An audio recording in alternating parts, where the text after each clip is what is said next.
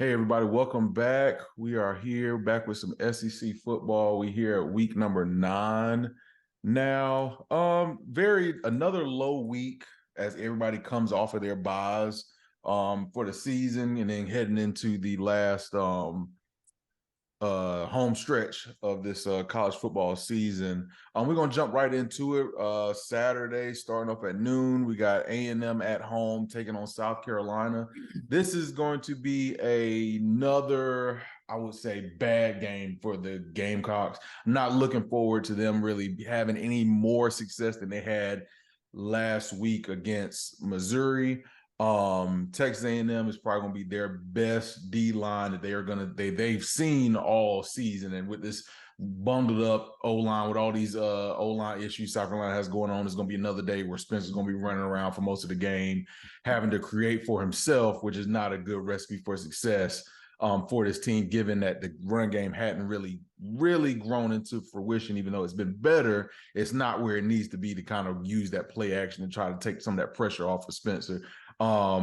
The one interesting part of this game is going to be A&M, and for A&M, you got Max Johnson back there still at quarterback, who's done serviceable, credible things right now. I mean, he's an SEC starter coming from LSU, but he has not really the wow factor for A&M has not been there, especially with the weapons that you have in Evan Stewart, who is a highly touted receiver in the SEC.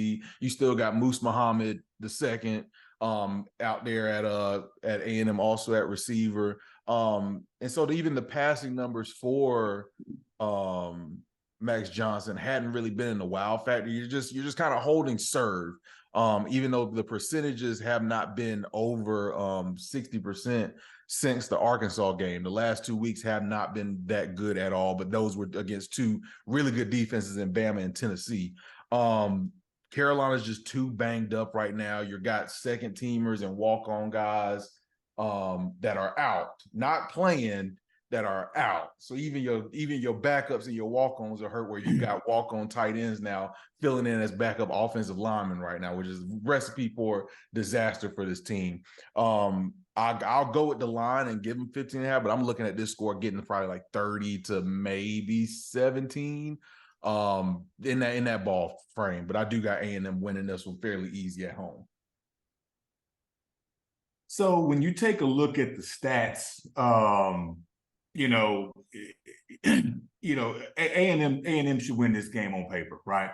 Now, if you look at both the teams, total yards, they're both good for about 400 yards a game. They're both good for about 300 yards passing. Rushing, Carolina, we all know, could be better. They're not averaging 100 yards a game. A&M is. They're averaging 132 yards a game. Yards allowed is where the real disparity truly is. A&M is giving up 278 yards a game. Carolina's giving up 446 yards a game. And that's something you cannot do against A&M, especially at home. Now, I do think that Jimbo Fisher is coaching for his job this weekend. Every week now, he's coaching for his job. I think A&M is ready to let him go, or they've at least said to themselves, we'll go ahead and pay the money if we continue on this trek that we're on. A&M's got the advantage with the game being at home. Carolina has shown the ability to hang with teams that are better than A&M, but they hadn't been able to get over the hump. I think the home field advantage is going to be too much. Jimbo coaching for his job is going to be too much. A&M overall is just a little bit of a better team right now in the season. I've got A&M 35-20. Gotcha. I'm right there with both of you. I think this right here is going to be just a little too much for Carolina. I think the home standing this is going to play a huge part in this game. It's just kind of just Carolina not being on their P's and Q's with their efficiency. And I think what we've seen in Carolina is not what I think anybody really expected. Now, if somebody out there really expected this type of season from Carolina, I would love for y'all to comment in the section and say that you was right or we was wrong, one or the other.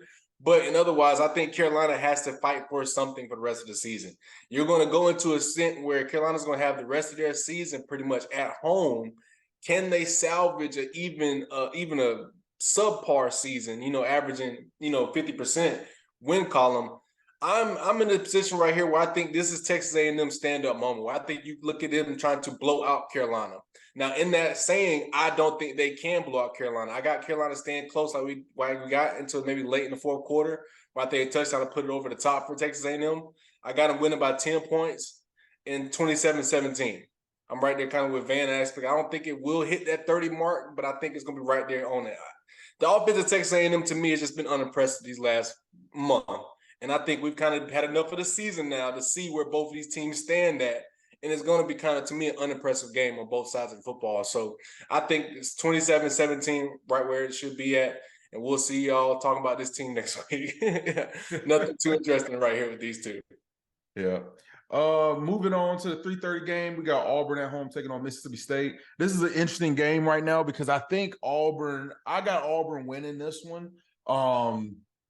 And just for the mere fact of, like we've said so many times in many videos before, the SEC this season, for a lot of the middle of the pack to the bottom tier teams, are their home teams. You see a very completely different product at home than when these teams are on the road. And the same goes for Mississippi State. Mississippi State ran out, I forgot who was Wright, the quarterback last week, who ended up starting for them last week.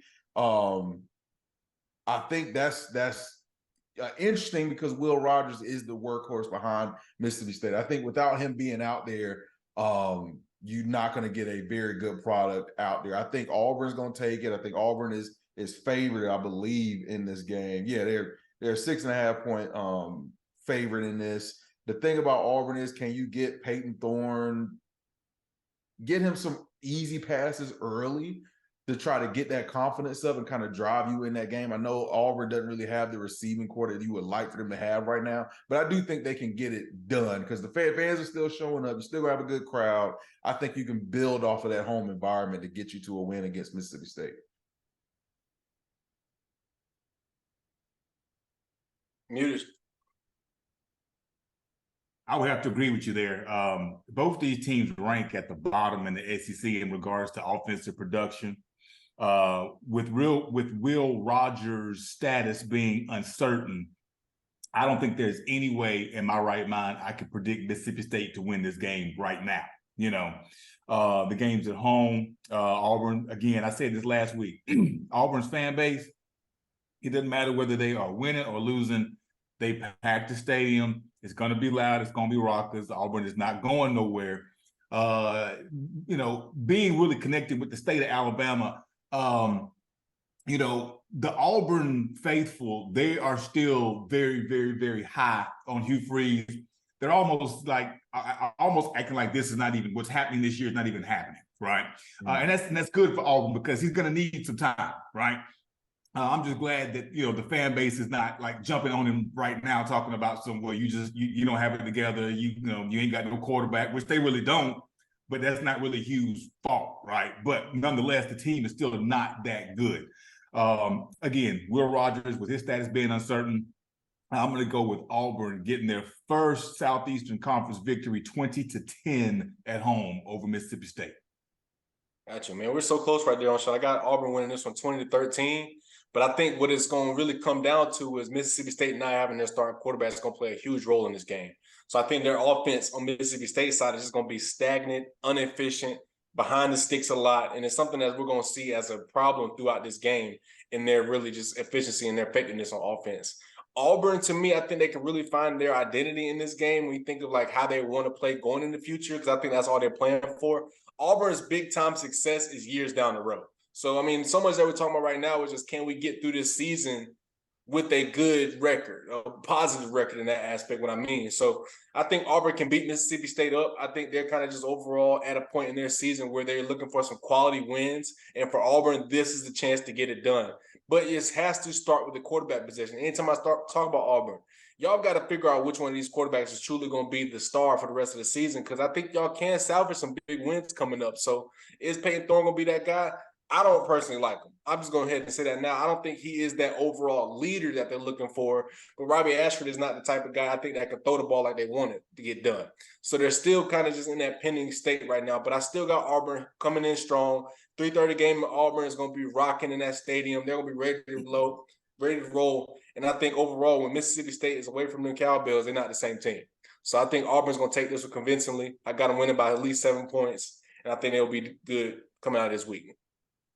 And another thing about Auburn, you know, they've got a true freshman quarterback who the offensive coaches have all but said that this kid is better than Thorne and Ashford. Right. And the debate now is, do they bring him in now to basically play the rest of this year, you know, on a, you know, and basically, you know, burn a year of eligibility for a team that really isn't that good. Be on the lookout for that, right? There is a chance that this true freshman does end up getting some snaps.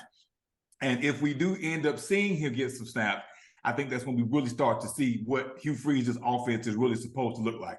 Currently, Thorne nor Ashford can get that done. So that's why this team does not look like Hugh Freeze's teams looked at Liberty or Ole Miss, is because of the lack of production at quarterback. So keep your eyes open for the freshman. He might be good. I'll like to see that, honestly. I'm ready for a change of pace. Yeah. Yep. Going on to the night game, ESPN, we got Kentucky at home taking on Tennessee. I got Tennessee taking this one. I think it'd be fairly easy. The line in this one is 3.5. For whatever reason, they have this being a close game. And I think part of it has to be with Tennessee, how they play when they're on the road versus at home. I think that Tennessee will be too much for them. I don't think they'll have to do much to finish this game. And it's not so much saying about how good Tennessee is. It's more so about how unimpressive Kentucky has looked this year. Devin Leary, I think we just got finished talking about Peyton Thorne. Between the two of them, they're probably, and maybe even in the country, the most disappointing quarterback transfers from the portal last offseason. They have not looked good. Leary does not look good at the quarterback position right now for Kentucky. The only chance that Kentucky has in this game is if Davis runs all over the yard like he did a couple weeks ago and really gets the run game going, which against this Tennessee front seven, I don't see it being that much of a game. I don't think I don't think Kentucky really has any type of offense to get any momentum going into this. And there's another thing with Kentucky is they do this every single year. We've touched on this before. They put a bunch of cupcakes at the beginning of their season. They'll get up to 5-0. Everybody start chirping about, hey, is Kentucky good? And they start playing the actual competition that's on par with them or above them. And you just see them laying a bunch of eggs out here. So their tumble, I think, is going to continue to fall. They're going to go to 0-3 the last 3 weeks. And the thing with Kentucky is you still got some hard hitters in front of you. Louisville is real. Going to South Carolina in the month of November is a tough task. You still got Bama and Mississippi State, if Will Rogers comes back, and throw it all over the yard on your defense for you. So I think it's more so Kentucky being bad than Tennessee being great. But Tennessee, I'll tell you one thing. They show flashes, and it's like a little sizzle in the pan of where they look like they can be world beaters at a time, and then all of a sudden it just falls apart.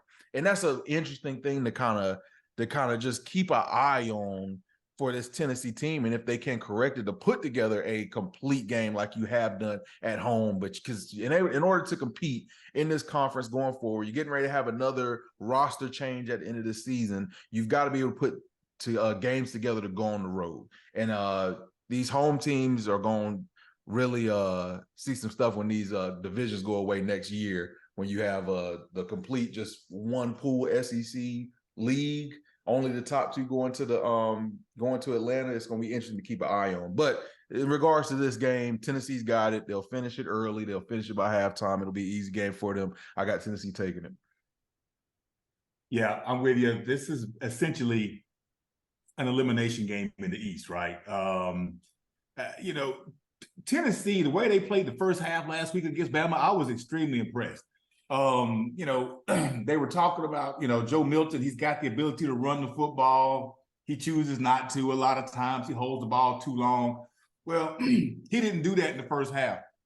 I give the offensive play caller, whoever's calling the plays over there, Heupel, a lot of credit for putting together a game plan that was going to be effective in the first half of that game. I have to completely roast him for not being able to do anything in the second half of that game, right? Like you said, man, if this team was able to put together a complete game, they may be about something, right? The good news is they're playing Kentucky. Both these teams want to run the ball. This game is going to be close, closer than a lot of folks may think. But my honest opinion is the team that runs the ball the best is going to be the team that actually win this game. And the key to Tennessee winning the rushing battle is to use Joe Milton's legs, right? That's going to be the key. If Tennessee is going to finish this season strong, Joe Milton has to become that quarterback that is not afraid to get out of the pocket and run a little bit, and open up some passing lanes, right?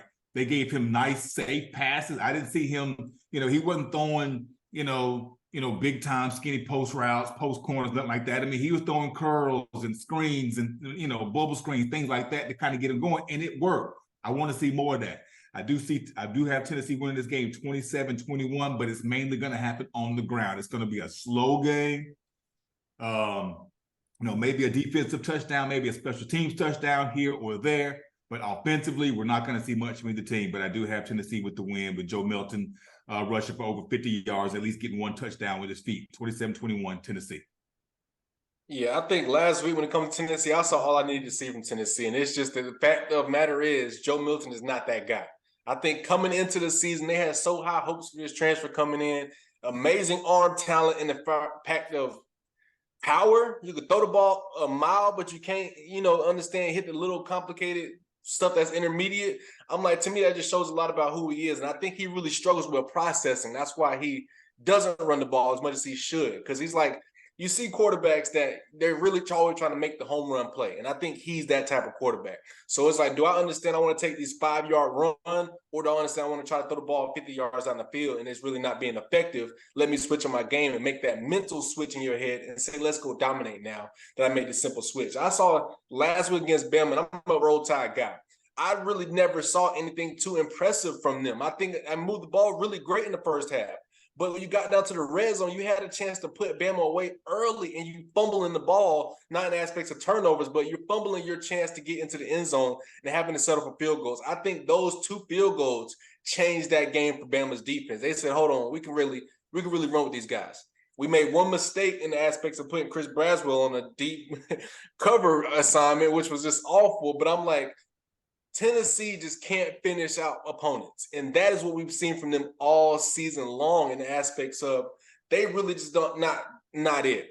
So I'm really disappointed in both of these teams when you really look at this game right here. Kentucky, to me, I thought would have been a little bit better when it comes to tougher opponents. To me, they kind of just tuck their tail on some of these games and not like they want to step up to the plate. So I'm really in this game right here really confused. I'm really going to have this one as a tight game throughout most of it, but my challenge is can Joe Milton be the guy they really want him to be?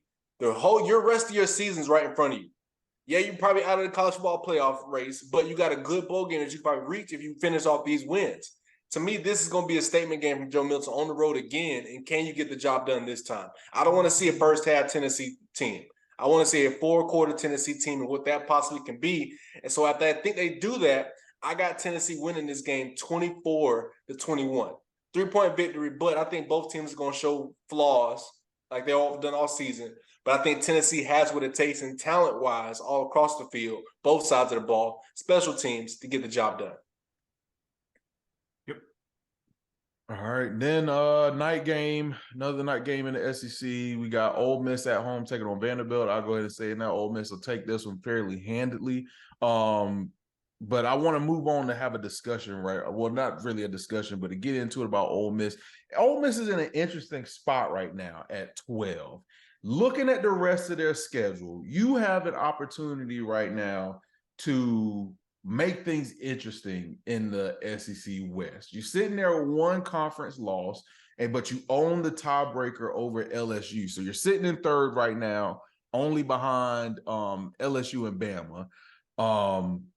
You own the tiebreaker against LSU, but your remaining schedule is looking like you got A&M coming to you. You got to go to Georgia, who if this team has an offense that's capable, if Georgia is sleeping like they have in a lot of games, they can put the points on you quick. and have you dig out of a big hole, and have Georgia really in a tough spot. Then you got ULM, and then you got Mississippi State at home.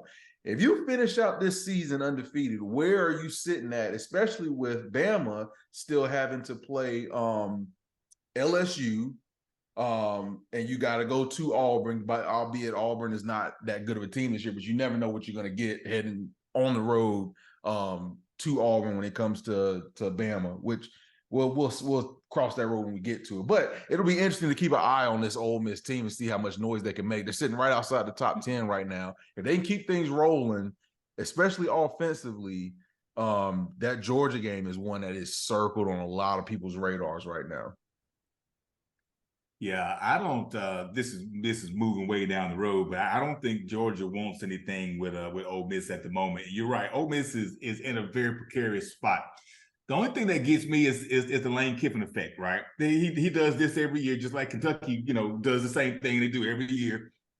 Very, very predictable. I'm looking to see if Lane Kiffin wants, knowing that everything is on the line for him. He's already got the loss to Bama. But knowing what's in front of him, I don't want him to Lane Kiffin this one up like he does most years.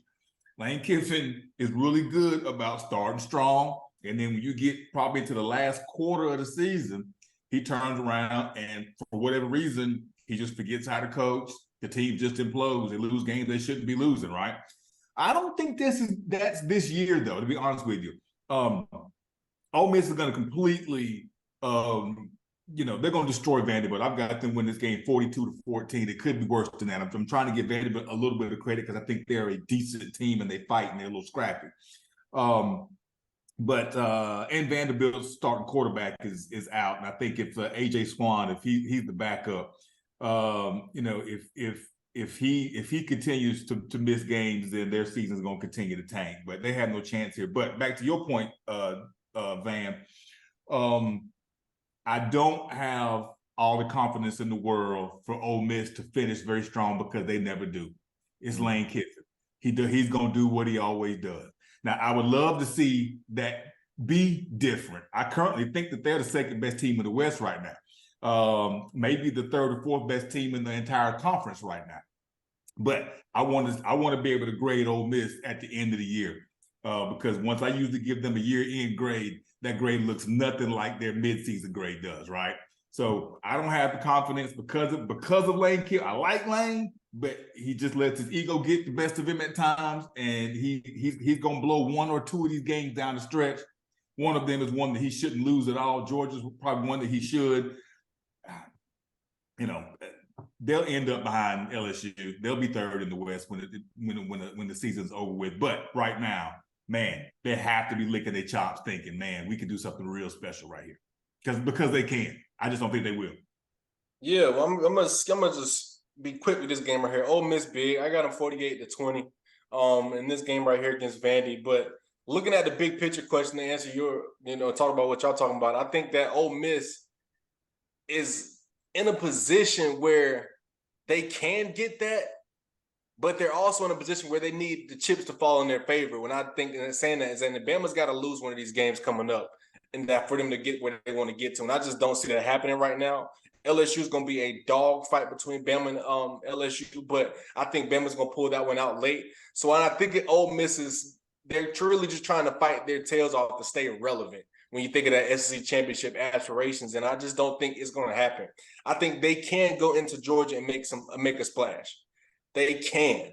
But for that game not being at Ole Miss I think it's going to play such a big part in their effectiveness and their execution, because when you look at it, what you're talking about, Sean, is that's really where the chips fall down with Lane Kiffin is. He has games where they just act like they don't even want to play.